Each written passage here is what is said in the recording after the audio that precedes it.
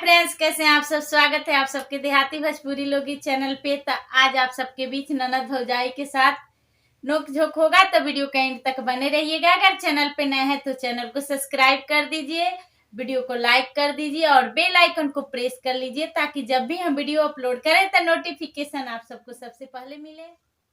रुनक झुनक आवे नदी झरखवा खोली बोलेली हो। रुनक झुनक आवे नदी झरखवा खोली बोलेली हो। भौजी तोहारे रसोईया एक रोटिया तो भूखिया नेवारित हो। भौजी तोहारे रसोईया एक रोटिया तो भूखिया नेवारित।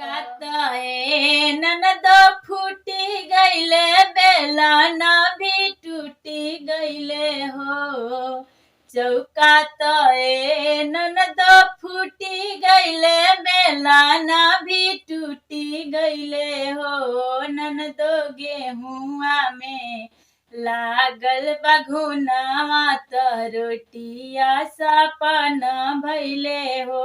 ननद गेहुआ में लागल बघुनावा त रोटिया सपन भइले हो। रुनका झुनका ननद आवे खिड़किया खोली बोलेली हो।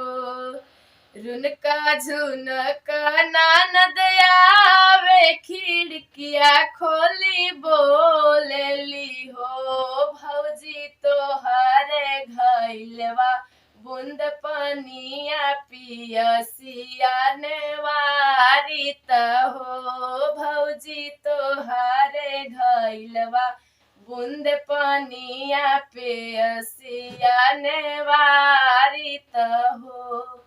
घैली ताए ननद फूटी गईले, रसिया भी टूटी गईले हो। घैली ताए ननद फूटी गईले, रसिया भी टूटी गईले हो। ननद कुइया के पनिया सुखइले त पनिया सपन भइले हो।